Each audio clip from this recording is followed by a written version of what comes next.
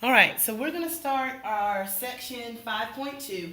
Actually, we're going to call this 5.2a. Um, and we're gonna get into like how we graph linear equations. Now, linear equations are the only type of equations that you know about. So what we're gonna do is take all these equations that we've been working with, y equals this and y equals that, and actually represent them as a line. But the first thing that you need to be able to do is know what points should be on that line.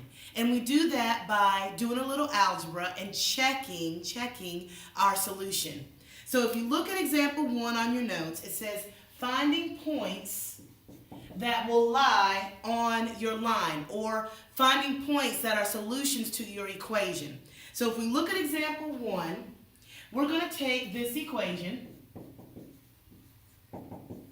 Go ahead and write that down. And you're going to be given a point. Our point is negative 2, comma 3.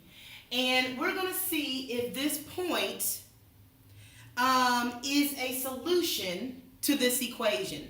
Now, if you recall from our last video, I told you that a point is made up of your x-coordinate and your y-coordinate. In other words, this first value could be labeled my x, and the second value could be labeled my y. Well, we can incorporate this information into our equation by substituting x as negative 2 and y as positive 3. So if we want to know if this point is a solution, that means that when I put those numbers into my right-hand side, my x will be negative 2 and my y is positive 3, I should get these two to equal 8. So let's see what happens. This is the same as a negative 1. Negative 1 times x. So we have negative 1 times negative 2, that comes from my point, plus 2 times 3.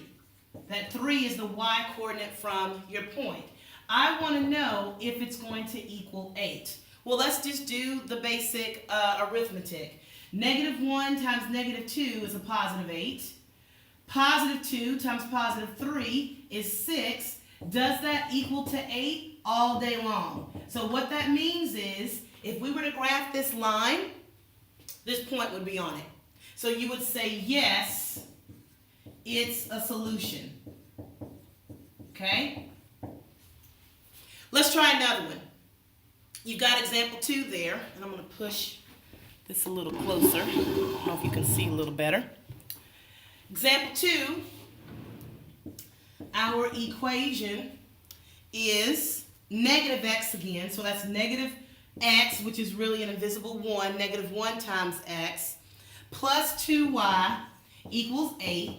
So we're using the same equation that we did up front, but this time we're going to check a different point. I want to know if this point, negative 1, 4, is a solution to this equation. In other words, if this is a point that's a solution to this equation, if I was to graph this line, and you're going to find out how to do that in a couple of lessons, this point would be on that line. So, my negative 1, this first number is always your x-coordinate. That's going to be my x value. X will be negative 1. Y will be my positive 4. And I'm going to substitute these values in for x and y. So I have negative 1 times my x value, which is also a negative 1, plus 2 times my y value, which is a positive 4. And we want to know, is it equal to 8? Well, the only way we can find out is if we check it. Negative 1 times negative 1 is a positive 1.